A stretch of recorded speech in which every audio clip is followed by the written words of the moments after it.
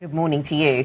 So the tech theme, how would you sum up what we've seen and how it plays out into next week? We've got a lot of hyperscaler earnings next week. I've become obsessed, as you were in that clip we just showed, on CapEx. But you think it's a bad thing if CapEx falls. On the other hand, it was a bad thing in TSMC numbers when CapEx went up too much. So I wonder if we're looking for something kind of Goldilocks on CapEx.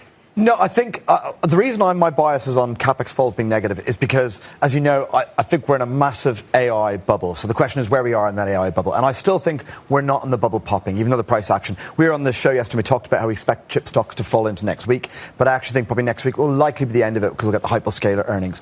I'm going to explain that in a moment because my bias is all the earnings so far shows that we're not cutting back in CapEx yet. And we're not seeing significant cuts yet. But I think when we see those plans start to change, that's the end of the AI trade and it all goes wrong. To me, my bias is still as it's been since May that we're in that volatile endgame. And as I said, in prior bubbles, that volatile endgame has tended to last 6 months. I have no idea if that's a standard thing because we've got too few kind of sample size to kind of check if that's standard. But I think that's, I kind of go, it's likely the next earnings season. Now, the one qualifier where I say likely, and maybe this is the bubble popping, is that, interesting enough, and I think I only just noticed about 20 minutes ago, and I haven't seen it much else there, token revenues, token cost fell to a 3-month low again yesterday.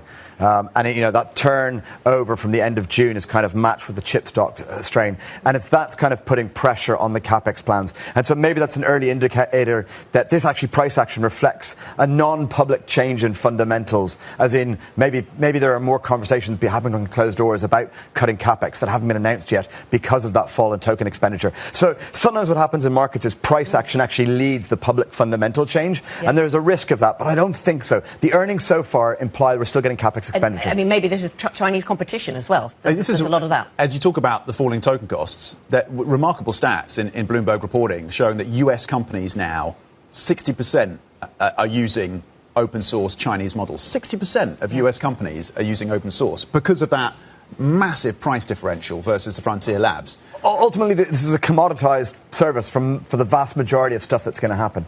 And that's why, this is why I think it's completely ridiculous AI CapEx bubble. That's why the whole underpinnings is slightly insane. It doesn't make sense, but it's when it turns. Is there a world in which, though, the bubble doesn't burst, but money rotates and it broadens out and you get greater depth, and that we have a comfortable rebalancing?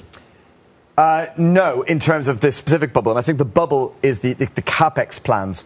So I'm not saying stock markets have to collapse, because lots of stocks aren't cheap, right? But the point is that the most important stocks have been very expensive and based on this AI CapEx. So indexes will suffer, but so the bubble will have stock market implications, yes, and they'll be negative. But, what I'm saying is the intense point of the pain. Like, Korea is a good example at the moment. And again, I don't think that's popped yet. But the dramatic collapse of Korean stocks that yet have seen like a pretty marginal dip in kind of global indexes is kind of what I expect, just scaled up on a global basis when it pops. But it is an AI CapEx bubble rather than a stock market bubble. And so it's when that AI CapEx bubble happens that all the AI sector suffers. They're the biggest name in the index. They're the most dramatic, so it has pain across the index.